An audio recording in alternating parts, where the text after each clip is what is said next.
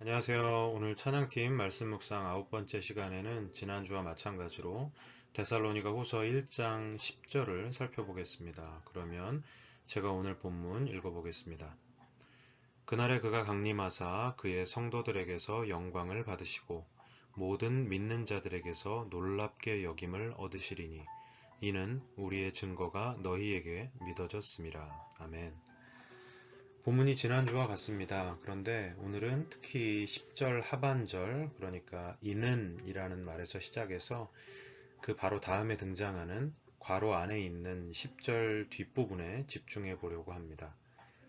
그런데 먼저 아셔야 할 사실이 있습니다. 지금 한글 성경에 등장하는 괄호 표시는 원어 성경에는 없는 것이라는 사실입니다. 이는 한글 성경으로 본문을 읽는 성도님들께 의문을 가지게 할 수도 있는 부분입니다. 의문은 아마 이런 것일 것 같습니다.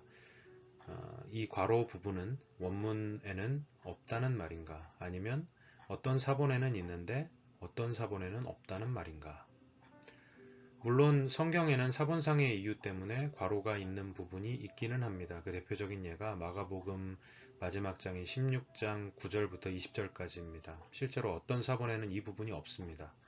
그런데 마가복음의 이 부분을 확인해 보시면 한글 성경에서는 이 부분을 오늘 본문처럼 둥근 괄호가 아니라 각진 괄호, 그러니까 대괄호로 묶고 그 아래에 각줄을 달아서 어떤 사본에는 9절에서 20절까지가 없음이라고 표시한 것을 확인할 수 있으실 것입니다. 오늘 본문 10절의 둥근 괄호는 이런 사본적인 문제 때문이 아니라는 것을 알려줍니다. 도리어 이 괄호는 그저 우리가 글을 쓸 때 본문의 큰 흐름에서 살짝 벗어나거나 혹은 추가적인 부연 설명을 할 때 괄호로 묶어서 그 글의 큰 흐름을 해치지 않기 위한 괄호라고 생각할 수 있을 것입니다. 하지만 이 설명도 100% 충분치는 않습니다. 물론 큰 흐름을 계속하기 위한 목적이라는 점에서는 일리가 있지만 오늘 본문 10절의 괄호 안에 있는 내용은 그저 추가적으로 덧붙여진 별로 중요하지 않은 사족은 아니기 때문입니다. 도리어 괄호 안에 있는 내용은 굉장히 중요한 의미를 가지고 있습니다. 지난 시간에 살펴보았듯이 10절 상반절은 의인된 성도들의 미래적인 결과에 대한 모습을 묘사합니다. 성도들은 주님을 경외함 가운데 영광을 돌리고 예배할 것입니다. 그리고 나서 10절 하반절에 이는 우리의 증거가 너희에게 믿어졌음이라 라는 말이 등장하고 있습니다. 이렇게 괄호 전까지만 있어도 말이 됩니다. 아니 오히려 이 괄호 부분이 추가되어서 문장이 더 어색해졌습니다. 그러면 그럼에도 불구하고 바울이 괄호 안에 이 내용을 말했던 이유는 무엇일까요?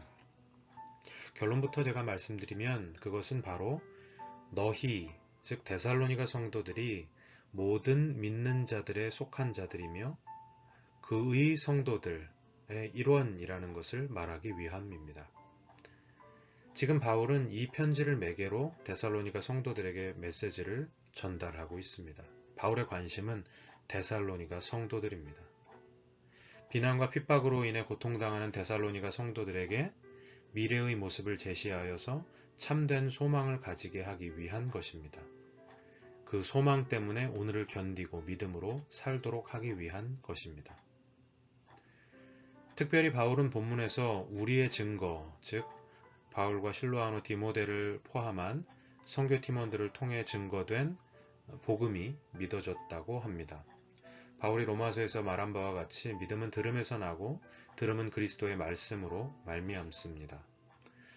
물론 신자들 중에는 극적이고 기적적인 체험을 통해 하나님의 존재를 경험한 분들이 계실 수 있습니다. 그러나 그것 자체는 아직 믿음은 아닙니다. 그저 믿음을 향한 시작에 불과합니다.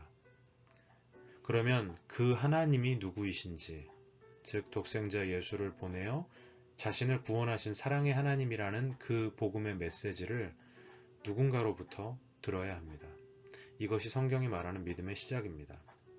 그래서 바울은 바로 위에 있는 10절 상반절에서 성도들을 믿는 자들이라고 달리 표현한 다음에 너희, 즉 데살로니가 성도들이 우리들의 복음 증거를 믿었다는 사실을 강조하여 말합니다. 무슨 의미죠? 너희도 그 앞서 말한 모든 성도와 모든 믿는 자들에 속한 자들이라는 사실입니다. 또한 바울은 자신이 전한 복음이 믿어졌다라고 표현합니다. 수동태입니다. 믿어지게 된 것입니다. 바울의 설교가 논리적이고 언변이 좋아서가 아니라 그 반대로 데살로니가 성도들이 복음을 받아들일 준비가 되어서도 아니라 믿어지게 하신 분, 믿음을 주신 분 때문이라는 사실입니다. 그러므로 복음이 믿어짐은 참으로 놀라운 것입니다. 믿음은 인간적인 차원에서는 도무지 설명할 수 없는 것이기 때문입니다. 데살로니가 성도들이 모든 시간과 공간을 초월한 신자들의 모임에 속한 자들인 것과 같이 오늘 우리 역시도 그 하나님의 믿어지게 하심으로 말미암아 믿는 자, 곧 신자가 된 자들입니다. 주 안에서 하나 된 우리 찬양팀원 여러분, 우리 각자는 놀라운 하나님의 은혜로 믿음을 선물로 받아 복음이 믿어지게 된 참으로 복받은 사람들입니다. 데살로니가 성도들과 더불어 모든 시대와 모든 지역에 속한 모든 믿는 자의 모임으로 부르심을 받은 자들입니다. 그런데 이 사실은 그저 우리 각자가 개인적으로 그 무리에 포함되었다라는 사실만으로 위안을 받는 것으로 끝나도록 하지 않습니다. 이 편지의 시작에서부터 바울은 줄곧 계속해서 우리 그리고 너희라는 말을 사용하면서 공동체라는 관점에서 이 편지를 쓰고 있습니다. 우리 각 사람을 부르신 하나님은 그 한 사람 한 사람을 모아서 그리스도를 머리로 하는 하나의 교회 공동체를 세우셨습니다. 내가 하나가 아니라 우리가 하나인 것입니다. 게다가 우리 찬양팀은 한 교회 안에서 함께 하나님을 예배하며 섬기는 특별하고 귀중한 공동체로 만났습니다. 오늘 우리는 데살로니가 성도들의 고난과는 또 다른 차원의 위기, 코로나라는 위기를 마주하며 함께 살아가고 있습니다. 우리는 기억해야 할 것입니다. 우리에게 믿음을 주사 복음이 믿어지게 하신 하나님께서는 이렇게 우리 각 사람을 하나의 공동체로 부르신 하나님이십니다. 우리 찬양팀원들 서로를 기억하고 또 서로를 위해 기도함으로 오늘 만난 이 어려운 상황들을 함께 믿음으로 이겨냄으로써 하나님을 기쁘시게 하는 우리가 되길 소망합니다.